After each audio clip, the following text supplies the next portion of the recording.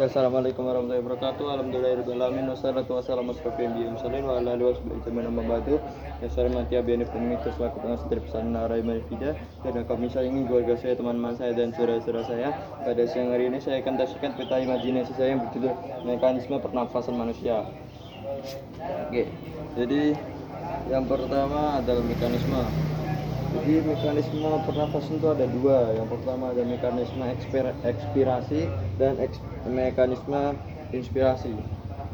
Saat bernafas berlangsung dua mekanisme, yaitu menghirup udara dan menghembuskan udara, yang melibatkan pertukaran udara antara atmosfer dengan alveolus paru-paru.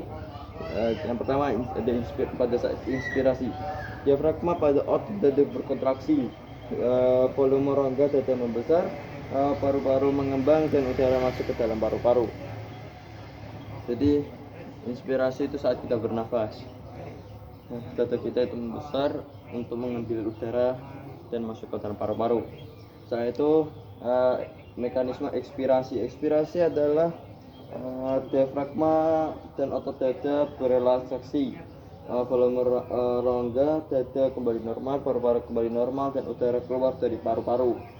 Itu saat kita mengeluarkan karbon dioksida dari paru-paru. Nah, saat kita mengeluarkan itu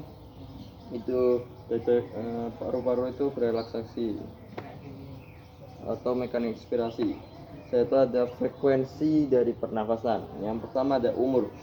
Pada umumnya semakin bertambah umur seorang maka akan semakin rendah frekuensinya. Setelah itu yang adalah jenis laki-laki. Laki-laki itu bisa dibilang adalah orang yang aktif.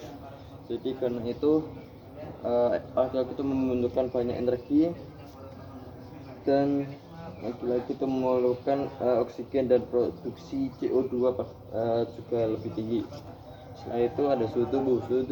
Semakin tinggi suhu tubuh maka akan semakin cepat frekuensi di pernapasannya, karena peningkatan proses metabolisme di tubuh, sehingga memerlukan peningkatan oksigen dan pengeluaran CO2 atau karbon dioksida. Setelah itu ada posisi tubuh. Ini berkaitan dengan beban yang harus ditanggung oleh organ tubuh. Dari saat tubuh berdiri, otot kaki akan berkontraksi untuk menghasilkan tenaga.